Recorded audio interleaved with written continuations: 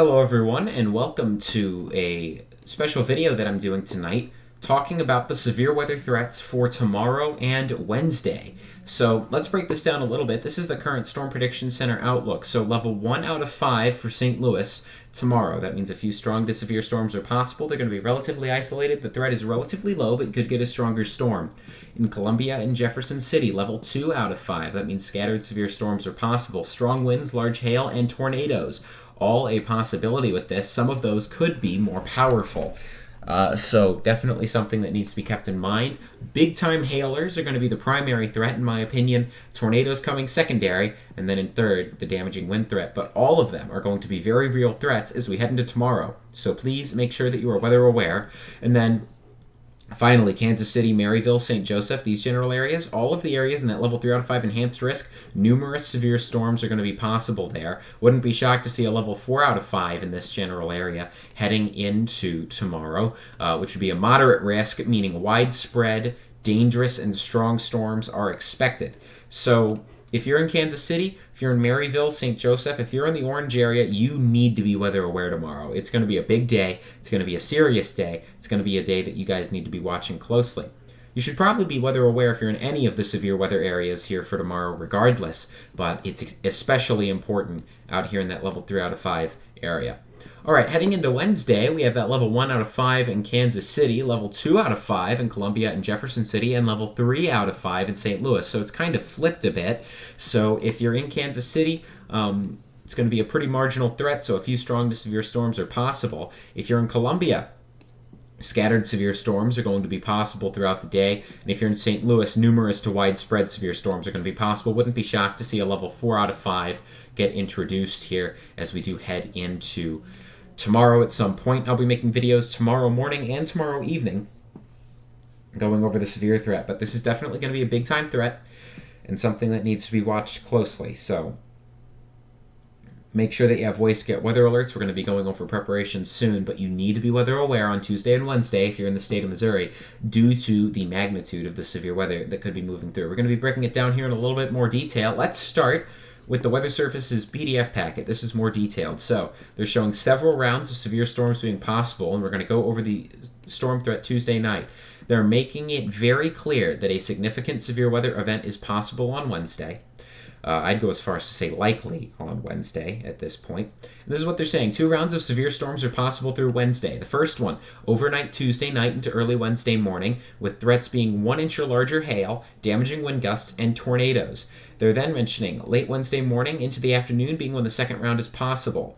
So they're also showing that the severe threat for today has diminished, but primarily, taking a look at this, the threats Tuesday night heading into Wednesday, when we're in that level 1 out of 5 risk, are going to be hail 1 inch in diameter, damaging wind gusts, and tornadoes.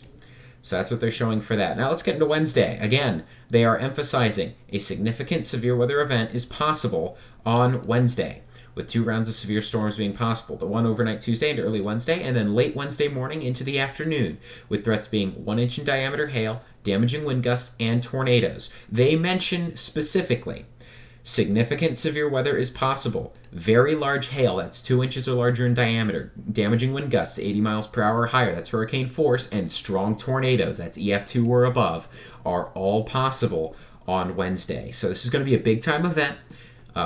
And it's something that needs to be watched closely. We're going to have multiple rounds of powerful storms moving on through, and you need to make sure that you are weather aware. You're going to be safe, and you're going to get through it as long as you're weather aware and as long as you have an action plan in the event you're under a severe thunderstorm or tornado warning.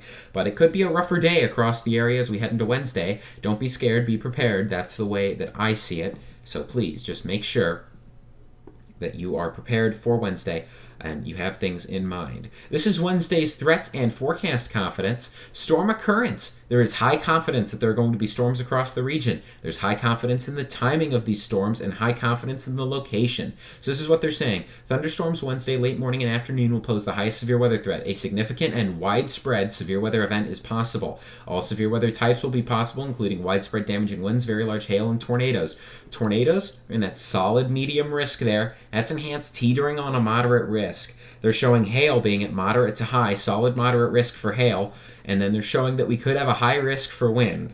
So pretty big kind of stuff there. Wind threat nearly maxed out. the tornado threat is moderate to high, and the hail threat is moderate. So we have pretty big threats on all three hazards, and regardless, that's going to be a big thing there. Relatively low flooding threat, though. But high confidence in storms and where they're going to end up being, and pretty high confidence that we're going to have an upper end parameter space for tornadoes, strong winds, and large hail. That's what we're looking at right now. Before we do go over and break down the weather models a little bit, I want to go over that there is a marginal risk, so that's a 5% chance of flash flooding occurring across the St. Louis area. So a flood threat, it's not non-existent, but it is relatively low.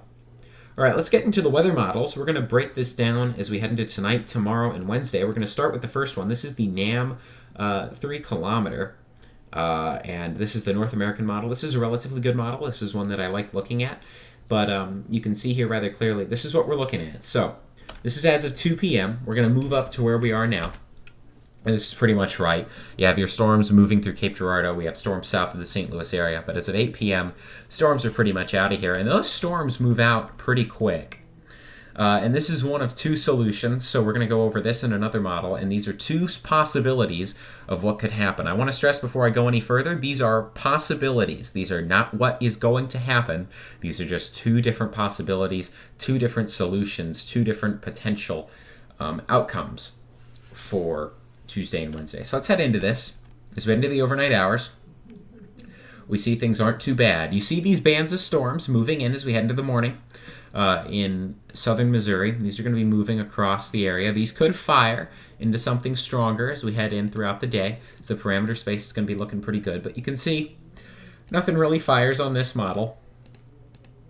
And then as we head into the late night hours, 7, 8 p.m., you'll see that this doesn't show much in the way of storms until late overnight. So you can see we have this kind of blob of storms. That's not going to do too much. And then we have to the south here some pretty big stuff. And we have this line, this nasty looking line. Let's break down this environment a little bit for the storms that are going to be heading in here. This is midnight as we head into Wednesday. And you can see here rather clearly that we have a couple of things going for this. The wind profile looks very good. We have this very strong wind speed near the surface. That's going to be able to mix down in gusts. And we have this energy profile here that looks pretty good. The problem is what's called a capping inversion. This is going to prevent any sort of surface-based stuff. This pretty much kills any tornado threat that could be there on Tuesday as we head into the overnight hours. But you can see here rather clearly on this model that things do get rather serious. We have that arc of storms. This is around 2 a.m. Let's go in Kansas City and see what that environment looks like as the storms move through. If this environment ends up panning out, you're going to get strong winds and maybe some large hail, but there's not really a tornado threat. So assuming that this is what pans out, strong winds and large hail are going to be the primary threats in Kansas City as this line of storms moves through, and we're not going to end up seeing much of a tornado threat with this. But that moves on through. You can see here rather clearly that kind of breaks up. It's 7 a.m. now, and we have these stronger storms to the south. And as we take a look at the parameter space they're in, you can see possible hazard type tornado, and you can see there as well very favorable parameters. Just again, that little capping inversion being the big thing in the way. So as we head into the afternoon, this here is bad news. Oh dear, what's going on there? Let's head back to where we were. But this is around 8 a.m. And you can see here we have these isolated little storms. These are known as supercells. These are going to be what are going to be capable of producing tornadoes. They're isolated, and they're going to be capable of being rather threatening. You can see there it looks like a more supercellular mode according to this model, and then heading into Springfield, this arc of storms. So as we go, I'm going to go back an hour so we can see what the conditions are looking like near Springfield. And you can see there in Springfield, very large hail analogs.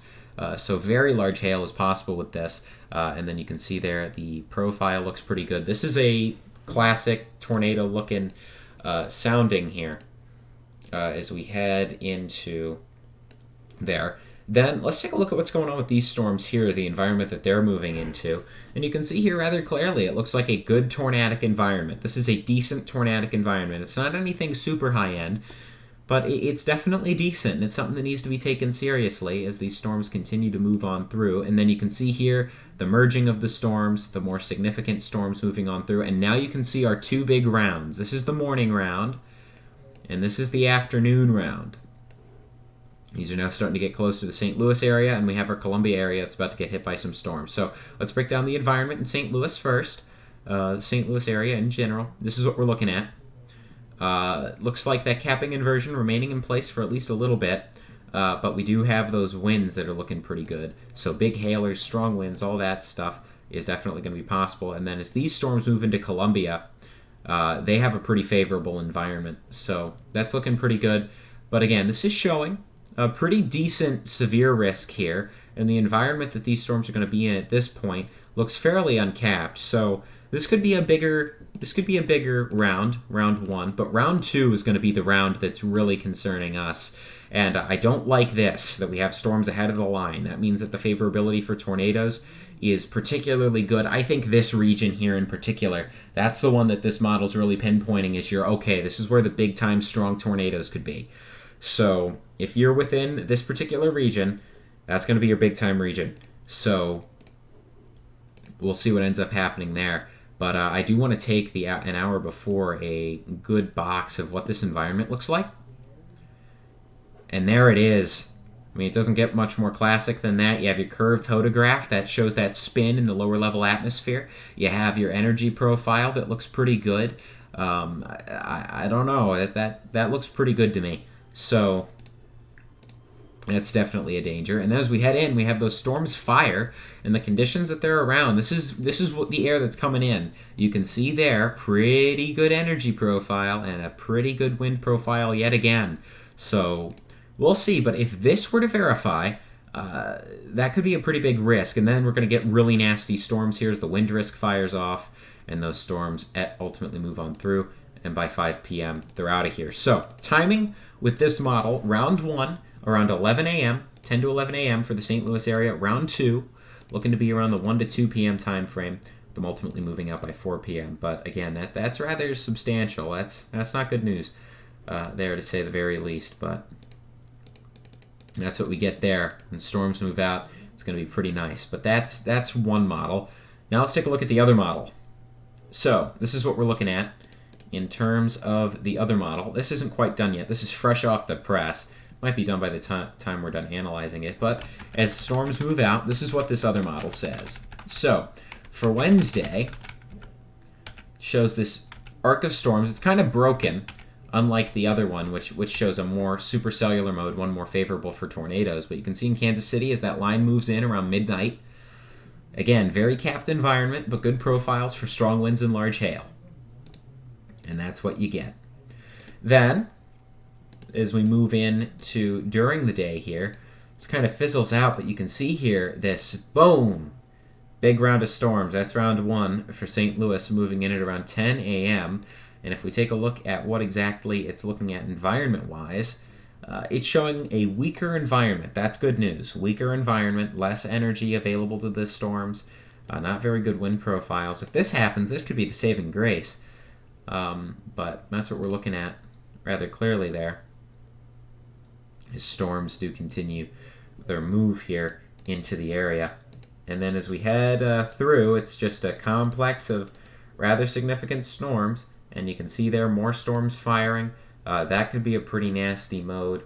But there you go, huge inversion. So if this ended up happening, this may not be as big as we were thinking it would be.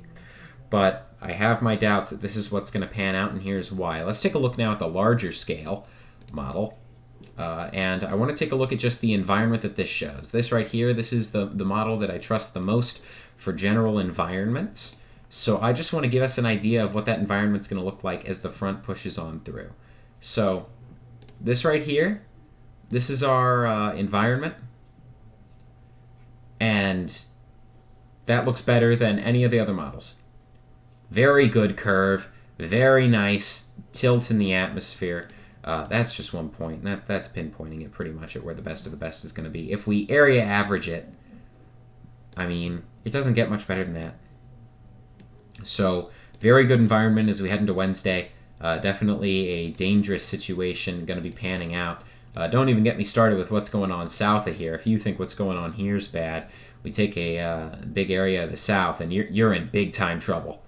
Big-time trouble in the south. So, at least we're not in really big trouble, but we've definitely got some stuff that we need to watch out for as these storms move in Wednesday morning into afternoon. So, now that we've talked about that, pretty high ceiling, but there is a floor to this. This may not turn out to be much. but this has the potential to be a big-time severe weather event. So, let's talk about now what to do if in a tornado warning. So, first thing is first. Let's talk about preparing for a tornado. What do you do before? First of all, you need to know your area's risk. So the Midwest and the Southeast have a greater risk for tornadoes. You already know that we have a big risk tomorrow and Wednesday for them, especially Wednesday. Secondly, know the signs of a tornado. That means that's like a rotating funnel cloud, that's an approaching cloud of debris, and a freight train-like roar. That means that there's a tornado that's close to you. You should be taking shelter from a tornado warning before that. You want to sign up for your community's warning system, so you can either use a weather radio, you can use your phone, you can do stuff like that.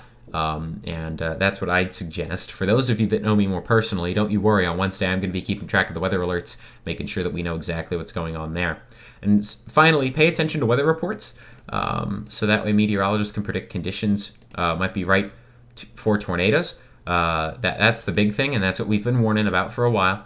And then identify and practice going to a safe shelter. At school, at my school, we already have that going on. At home, I already have that going on. Make sure you identify that safe shelter. Have a plan for your pet. I know this sounds kind of stupid, but that's definitely important. They're an important member of the family, and they need to be taken care of. You don't want to lose your pet in a tornado. Make sure that you are prepared to take them with you. And prepare for a long-term stay-at-home or sheltering in place.